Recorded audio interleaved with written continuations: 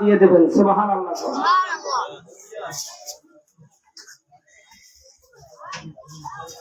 আল কাবাইস নামক একটা গ্রন্থ আছে, যে গ্রন্থের ভিতরে ইমাম ফখরুদ্দিন রাজি রহমতুল্লাহি আলাইহি একটা তার তাফসীরের ভিতরে ঘটনা টানছেন 722 হিজরিতে।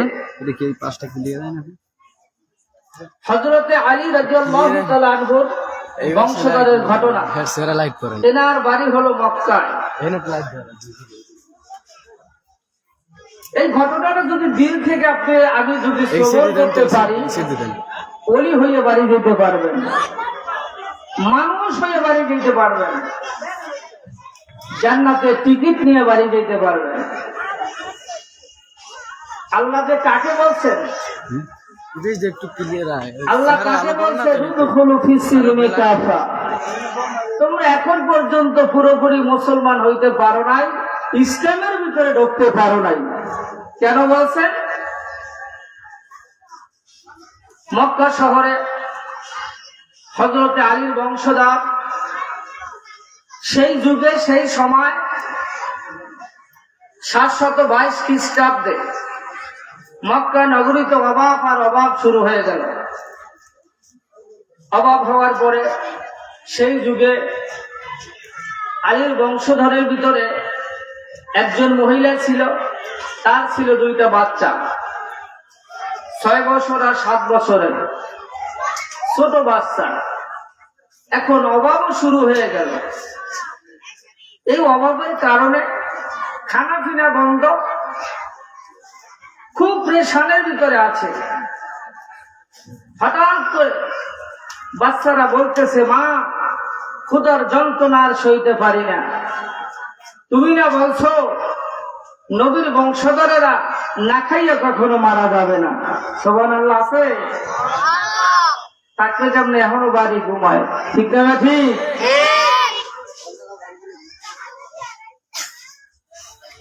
সন্তানদেরকে বুঝাইতে পারে না, ছোট বাচ্চা, বাচ্চারা কান্না করে, ও মা, ক্ষুধার যন্ত্রণার সইতে পারি না।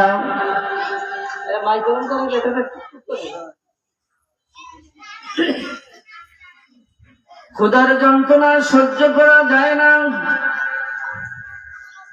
বাবা, তুমি তো বলেছো নবীর বংশধরেরা কষ্ট করবে না, না খাইয়াও কখনো মারা যাবে না,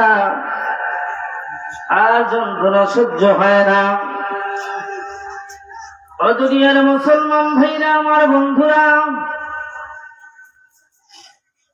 দিলের কান দিয়ে যদি এই কথাগুলি শ্রবণ করতে পারো,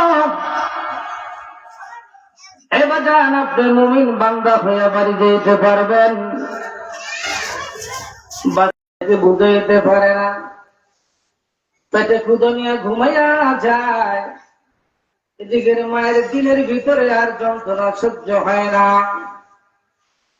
গভীর রজনীতে উঠে বলতেছে, মালিক, ক্ষুধার যন্ত্রণার সহ্য হয় না, ছোট ছোট বাচ্চাদেরকে বুঝাইতে পারি না, আমাদের কি রিজিকের কোনো ফয়সালা হবে না। বাচ্চারা ক্ষুধার যন্ত্রণায় কাঁদতে কাঁদতে ঘুমায়া যায়, আমি মা কিন্তু সইতে পারি না। মক্কা নগরের ভিতরে মহিলা কান্না করতে করতে দুরূদ পড়তে পড়তে ঘুমায়া গেল। ঘুমের ঘরে মদিনা থেকে মদিনাওয়ালা ডাক দিয়ে,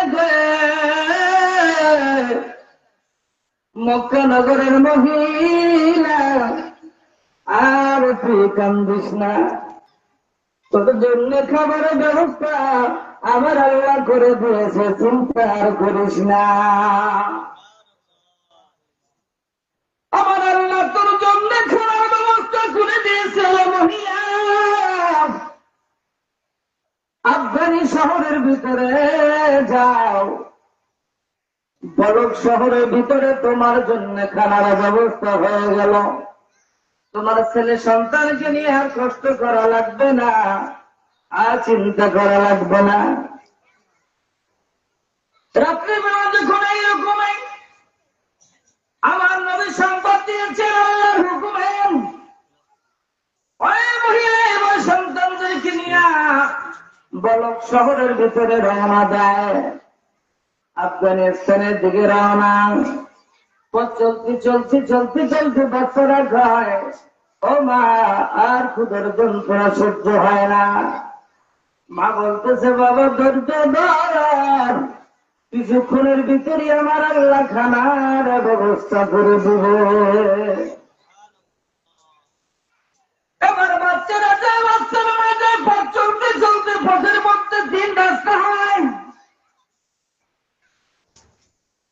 কিছুক্ষণের ভিতরে ওই তিন মুখের রাস্তার ভিতরে একজন বৃদ্ধ লোক দেখা যায়, পাগড়ি পরিধান করা, জুব্বা পরা, মহিলাকে সালাম দেয়, মহিলাও সালামের জবাব দেয়। ওই বৃদ্ধ লোক বলতেছে, মা গো, তোমার সালামের জবাবে বুঝে দেয় তুমি এই দেশের মহিলা না। আমি বুঝতে পেরেছি এই দেশ তোমার, তোমার দেশ কোথায়? ওই মহিলা বলতেছে, বাবা আমি এই দেশের মানুষ না, আমার বাড়ি হয়েছে মক্কা নগরে, আমি হইলাম হযরত আলীর বংশধর, আমার ক্ষুধার যন্ত্রণা সহ্য করতে পারি না, এর জন্য আমার মদিনাওয়ালার নবী এই বলক শহরে পাঠাই দিয়েছে। আমার নাতির দিকের ফয়সালা এই জমিনে আল্লাহ করেছে। কার জি কোথায়, তার মরণ কোথায় কেউ বলতে পারে না, ঠিক কিনা? আমলের জন্য ওয়াজ, কান সুখ করার জন্য ওয়াজ। ওয়াজ করতে করতে করতে বক্তারা ওয়াজ হইয়া যায়, কিন্তু শ্রোতারা হয় না, ঠিক কিনা? এই জন্য ওয়াজ মাহফিলে মানুষ পাওয়া যায় না। দিলটা যদি নরম বানায় বলতে পারো রে মুসলমান, এ ওয়াজ কিন্তু কাউকে পাবা না। একবার যদি দিলটা নরম বানাইতে পারে, তুমি গজান আল্লাহর কাছে বান্দা হলে বাড়ি যাইতে পারবা। এবার বাচ্চাদেরকে নিয়ে মহিলা রওনা দেয় হাটে। বৃদ্ধ লোক বলতেছে, মা তুমি তাহলে এই বলক শহরের ভিতরে একজন ধনাত্ম ব্যক্তি রাজা আছে, বাদশাহ, এই বাদশাহ বড় বিচক্ষণ, ভালো মানুষ, দানবীর ভালো মানুষ, তার কাছে তুমি যাও, গেলে অবশ্যই তোমার জন্য একটা আল্লাহ ব্যবস্থা করে দেবে তার মাধ্যমে। এবার ওই মহিলা হাঁটতে হাঁটতে এবার বাদশার দরবারে গিয়া হাজির হয়ে যায়। সেনা সৈন্য যারা আছে তাদেরকে বলতেছেন, বাবা আমি বাদশাহ হাকিমের সঙ্গে একটু দেখা করতে আসলাম, কথা বলতে আসছি, আমার বাড়ি হলো মক্কা নগরে, আমি হযরত আলীর বংশধর। এই কথা বলার পরে বাচ্চা দুটি পাশে দুই পাশে দাঁড়িয়ে রইলেন। মহিলা যখন ওই কথাগুলি পেশ করলেন, সেনা সৈন্যের এবার বাদশাহ হাকিমের কাছে গিয়া বলতেছে, বাদশাহ আপনার কাছে এক মহিলা আছে মক্কা নগর থেকে দেখা করার জন্য। বাদশাহ এবার কয়, উনি যে মক্কা নগরের মানুষ, তার কোন প্রমাণ আছে নাকি? বাদশাহ এবার চোখ দুটি বড় করে গাও খোলা করে গেটের সামনে এসে জিজ্ঞাসা করলে, মহিলা তোমার বাড়ি কই? বাজান যে আমার দিলের কান থেকে কথাগুলি যদি শ্রবণ করতে পারেন, আপনি তাহলে পুরোপুরি ইসলামের ভিতরে ঢুকতে পারবেন। মহিলাকে বললেন, মহিলা সত্যি তোমার বাড়ি কোথায়? মহিলা বলতেছে, বাদশাহ হাকিম আমার বাড়ি হলো মক্কা নগরে, আমি মক্কা নগর থেকে এসেছি, আমি হযরত আলীর বংশধর। আমি অনেকদিন যাবৎ খুদার অনাহার আর সইতে পারি না, ছোট্ট ছোট্ট বাচ্চাদেরকে বুঝাইতে পারি না, অনেকদিন যাবর কিছু খাইতে পারি না। আমার নবী বলেছে যাও যাও আফগানিস্তানে বলক শহরে তোমার খানার ব্যবস্থা হয়ে যাবে। তাই বাদশাহ হাকিম আমি এসেছি, যদি দয়া করে কিছু দেন, দয়া করে যদি কিছু আমাকে দেন, আমার সন্তানের মুখে একটু হাসি দেখতে চান। বাদশাহ হাকিমের কথা শুনিয়া ধমক দিলেন, বললেন হে মহিলা, তুমি যে মক্কা নগরের মহিলা আলীর বংশধর, তার কোন প্রমাণ আছে নাকি, তার কোন দলিল আছে নাকি, সাক্ষী আছে কিনা? এই কথা বলিয়া মহিলারে ধাক্কা দিয়া তার দরজা থেকে তাড়াইয়া দেয়। আল্লাহ বলতেছেন ওয়াদখুলু ফিস সিলমি কাফাম। দরবারে যখন মদিনাওয়ালার বাড়ির মানুষ হাজির হয়ে যায়, প্রমাণ দিতে পারে নাই যে তুমি আলীর বংশধর, মক্কা নগর থেকে এসেছেন। বাচ্চা দুইটাকে ধাক্কা দেয়, জমিনে পড়ে যায়। বাচ্চা দুটি হোঁচট খেয়ে বলে মা গো, আর কত নির্যাতন কষ্ট সইতে হবে রে মা, এমনি তো ক্ষুধার যন্ত্রণায় ক্লান্ত হয়ে গেছি, আবার বাচ্চার ধাক্কা খাইয়া জমিনে পড়ে গেছি। আমার সন্তানেরাও কান্দে, মাও কান্দে রে বলি, তুমি বলেছ তোমার মন বলেছে আফগানিস্তানে আমাদের খানার ফয়সালা হয়ে যাবে, ওই খানার ব্যবস্থা তো হলো না, অপমান অত্যাচার আর সহ্য হয় না, আমি সইতে পারি, ছোট্ট ছোট্ট বাচ্চারা তো সইতে পারে না। এবার বাচ্চারাও কান্দে, মায়ও কান্দে। আল্লাহ কারে বলছে উদখুলু ফিস সিলমি কাফা। মুসলমান ভাই, মুসলমান দাবি করি এখন পর্যন্ত ইসলামের ভিতরে পুরোপুরি ঢুকতে পারো নাই, ঠিক না? মায়ের হাতে, সন্তানেরও হাতে। আবার পথের মধ্যে ওই বৃদ্ধ লোকের সঙ্গে সাক্ষাৎ হয়ে যায়। বৃদ্ধ লোক বলতেছে না গো, কি খাবার, কি খবর, তোমার মুখ বেজার কেন? মহিলা আমার বলতেছে বাবা আপনি কি বলেন, বাচ্চা বড় ভালো মানুষ, জানো বীরদয়াশীল, ওই খানার কোন ব্যবস্থা তো হলো না, অপমান অপদস্থ হয়ে আসলাম, আমার ছোট্ট ছোট্ট বাচ্চাদেরকে ঘা ধাক্কা দিয়ে তাড়াই দিয়েছে। মাগো তুমি চিন্তা করো না, যেহেতু মদিনাওয়ালা তোমারে বলছে বলক শহরেই তোমার জিকির ফয়সালা আছে। আর সুবহানাল্লাহ কর। গান বাজনায় গেলে ওরে মা ওরে বাবা রে কইতে টাহা লাগে, অজাইলে টাহা লাগে। ফুটবল খেলা দেখতে গেছে, চাচা বাতিজে গোল করার লগে লগে খেলে খেলোয়াড়েরা, বাতিজে গোল কইতে কইতে চাচার কান ধরছে। তা কি রে ব্যাপার, কান ধরছো কেন? ওই যে গোল হইতেছে এর একটা জোশ হচ্ছে। কি হচ্ছে? মুসলমান, কিসের মুসলমান? এখন পর্যন্ত সুবহানাল্লাহর জোশ হয় না, ঠিক কিনা? মরবেন না, না খবর হইল ছোট্ট একটা মাটির ঘর, খবর হইল ছোট্ট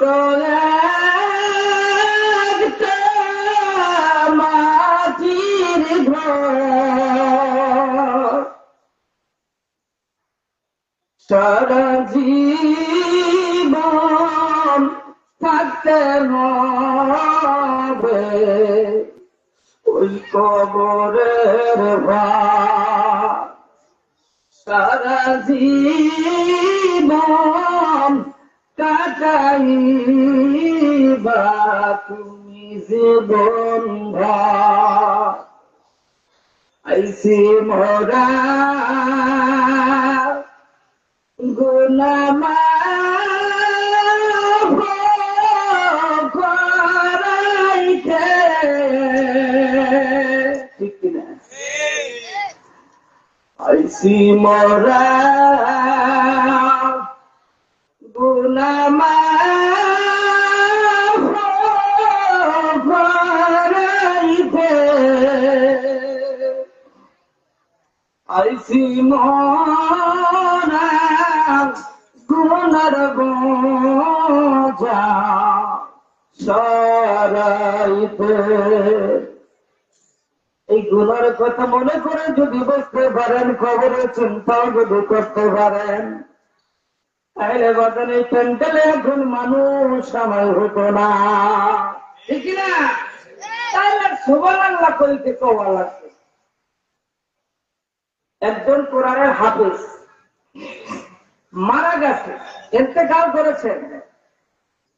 কবরের পাশ থেকে এক আল্লাহর ওলি হেঁটে যায়, শুনে কবরের ভিতরে বসে কুরআনুল কারীম তেলাওয়াত করে। সুবহানাল্লাহ আছে? এত জোরে গান।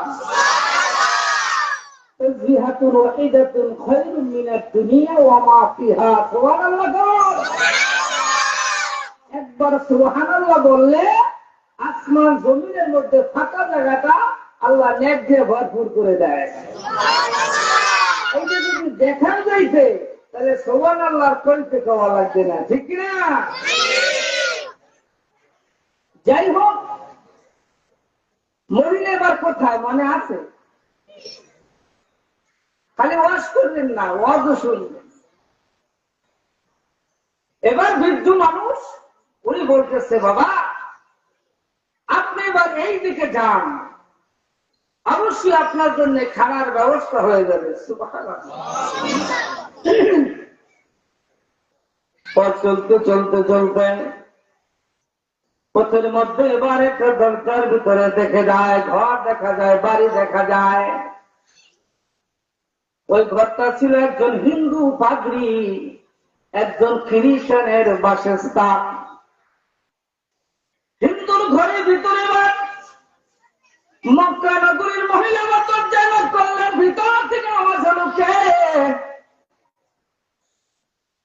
মহিলা বলতেছে, বাবা আমি মক্কা নগর থেকে এসেছি, আমার বংশের পরিচয় হয়েছে হযরত আলী, তাদেরই বংশধর আমি। ক্ষুধার যন্ত্রণা সইতে পারি না, আর সহ্য করতে পারি না, সহ্য করাও যায় না। আমার ছোট দুটি বাচ্চা আছে, তাদের একটু বুঝাইতে পারি না, রাখতে পারি না। কার সাথে বলে কথাটা? হিন্দু পাদ্রীর সাথে বলে। আর এর আগে মুসলমান বাদশার সঙ্গে বলতে দেখিলাম, আর ওয়াজ বলতে না। হিন্দু পাদ্রী বলতেছে, হে বোন, ঠিক আছে তুমি চিন্তা ভাবনা করো না, টেনশন করো না, একটু অপেক্ষা কর, তোমার জন্য দরজা আমি খুলে দিতেছি।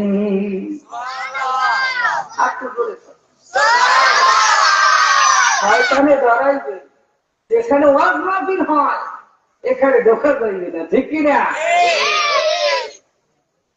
পাদ্রী হিন্দু মানুষ কিন্তু মুসলমান না, পশ্চিম কিন্তু গেছে মুসলমানের কাছে, ঠিক না বা ঠিক?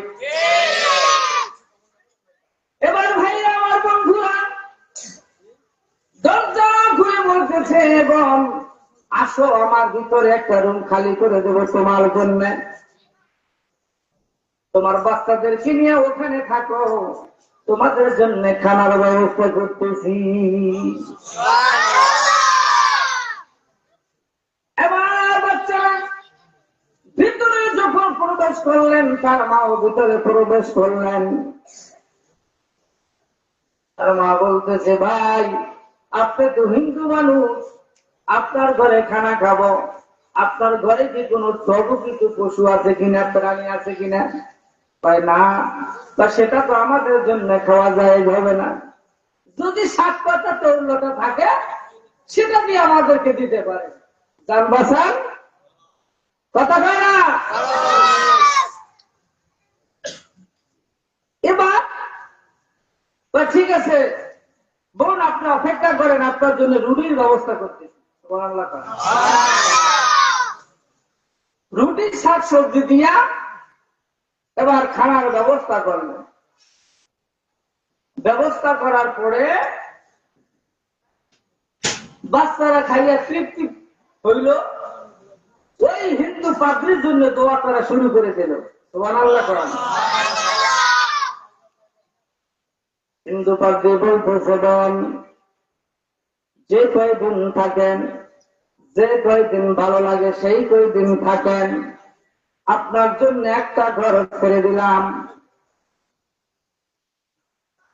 এবার ওই বাচ্চারা বলতেছে, মাগন, যে হিন্দু মানুষ আমাদেরকে খাওয়াইল, যে হিন্দু মানুষ আমাদেরকে পেট ভরে তৃপ্তি দিল, তার জন্য একটু দোয়া করার দরকার আছে না নাই? তাই বাবা, তোমরা এখন দোয়া করো, আমি দোয়া করবো যখন দুনিয়ার সব মানুষ ঘুমাইয়া যাবে।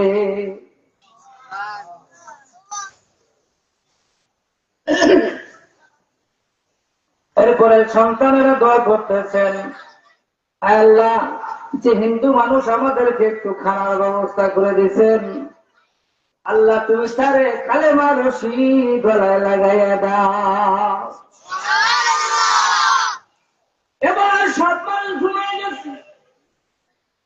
গভীর রাত্রে মহিলা উঠিয়া আল্লাহ দরবারে চলতেছেন, মালিক, আমরা নবীর বংশধর, হযরত আলীর বংশধর, এই লোকটা যখন আমাদেরকে আশ্রয় গেছে, একটু ছায়া দিয়েছে, একটু খানার ব্যবস্থা করে দিয়েছেন, আল্লাহ তুমি কালেমার মালা তার গলে পরাইয়া দাও। ওই মদিনাওয়ালার লোক, মক্কা নগরের লোকটা গভীর রাতে বলতে দেরি, আমার আল্লাহর কবুল করতে দেরি করে না। এমনি সময় ওই যে বাদশা তারাই গেছে, মনে আসেনি? এই বাদশা গভীর রাত্রে এবার স্বপ্নে দেখে কিয়ামতের আলামত শুরু হয়ে গেল। কিয়ামতের আলামত শুরু হয়ে গেল। বিশাল একটা জান্নাতের বিল্ডিং দেখা যায়, একটা বট গাছ দেখা যায়, হাজার হাজার মানুষ কিয়ামতের ময়দানে উপস্থিত হইতেছেন। এখন ওই বিল্ডিং এর ভিতরে জান্নাতের একটা চাবি নিয়া মুহাম্মদ রাসূলুল্লাহ সাল্লাল্লাহু আলাইহি ওয়াসাল্লাম বসে রয়েছেন। সুবহানাল্লাহ। আমি তো একটু চার্জ দিতে আছি। কি দিতে আছি? চার্জ। এবার দোষটা তেসা আসে না, কথা কয় না, বুঝছেন? সব জায়গায় সব ওয়াজ চলে না, ওয়াজও করা লাগে। কারণ বাংলাদেশে মুফাসসিরে কোদালের কোনো অভাব নাই, বুঝছেন নাকি? এখন ওই বাদশাহ হাকিম, উনি দানবীর, উনি দেখে জান্নাতের চাবি লইয়া বিশ্ব নবী বসা। এখন নবী বলতেছে স্বপ্নে, কিতে বলতেছে, দুনিয়াতে যারা দানবীর ছিল, দান করছে, খয়রাত দিয়েছে, মানুষকে ভালোবাসছে, হ্যাঁ, বিপদের সময় দৌড়েই গেছে। একটা সন্তান শহীদুল ইসলাম ক্যাডেট মাদ্রাসায় পড়তে পারে না, টাকার অভাবে একটা কলম কিনে দিয়েছে, একটা খাতা কিনে দিয়েছে, আবার কইয়ে না কি হাদিসে আছে, কথা কয় না? এক্সাম্পল, ইসলামের পক্ষে একটু সহযোগিতা করছে, নবী কয় তারই আমি জান্নাতের চাবিটা দান করবো। সুবহানাল্লাহ। আর বাদশাহ কয়, তো হুজুর, আমি তো দুনিয়াতে দানবীর ছিলাম, দান করছি, এদেশে বহুত মানুষ আছে না, দান করে ঠিকই, সোনার কালে বসতে যায়, আছে না নাই? দান করে ঠিকই, ভোটটা দেয় যে জায়গায় আছে না নাই? মুসলমান দাবি করি ঠিকই, ইসলামের পক্ষে নাই, আছে নাই? মুসলমান দাবি করি, নামাজও পড়ি, ইসলামের বিরোধিতাও করি, আছে না নাই? হলেন নাই? ফাউল শিল্পী কইছে আল্লাহর হোগামাতা পাই না, কথা কয় না, কথা কয় না, হলছেন না, হলেন নাই? এরা মুসলমান না? মুসলমান না, তাহলে দাবি করে লাভটা কি? আল্লাহর ভুল পেরে শুনছেন না, শোনেন নাই? সারা দুনিয়া বাইরে হয়ে গেছে। তবে মুসলমান আমরা দাবি করি, কিন্তু এখনো পুরোপুরি ইসলামের ভিতরে ঢুকতে পারি নাই। আল্লাহ সেইটাই বুঝাইতেছে, সুবহানাল্লাহ। নবী বলতেছে যারা দানবী তাদেরকে আমি এই জান্নাতের চাবিটা দেব। এখন বাদশা বলতেছে হুজুর আমি তো দানবীর ছিলাম, বলক শহরে আফগানিস্তানের ভালো দানবী, তা তুমি যে দানবীর ছিলা তার প্রমাণ দাও। সুবহানাল্লাহ। প্রমাণ লাগবে না? কারণ কি? কারণ তো গোড়ায়। নবী আমার বলতেছে বাদশা তোমার বাড়ির দুয়ার দ্বারে আমার বংশধর গেছিল, ছোট্ট দুইটা বাচ্চা নিয়ে এক মহিলা গিয়েছিল নাকি? তুমিও তারে তারে এবার তুমি প্রমাণ দাও তুমি যে মক্কা নগরের মানুষ, তার কোনো দলিল নাই, কোনো প্রমাণ দাও। তুমি যদি নবীর বংশধর হয়ে থাকো তাহলে তুমি প্রমাণ দিয়ে তুমি দাম নিতে পারবা। এবার বাদশাহ যখন বলল হুজুর আমি তো ডায়াগ্রাম তো বলক শহর যদি হইতাম তাহলে তো আপনাকে আমি প্রমাণ দিতে পারতাম। তবে মহিলাও তো মক্কা নগর যদি থাকতো তাহলে তোমারে প্রমাণ দিতে পারতো, ঠিক কিনা? এর জন্য ভাইরা আমার বন্ধুরা, নবী এবার বলতেছে না তোমাকে চাবি দেওয়া হবে না, কারণ তুমি যদি দানবীর হইতা তাহলে তুমি আমারে প্রমাণ দাও। তোমার কাছে গিয়েছিলাম, তুমি তাদেরকে তারায় যে শ্রদ্ধা করেছ, অতএব তুমি জান্নাতের চাবি তোমাকে দাও।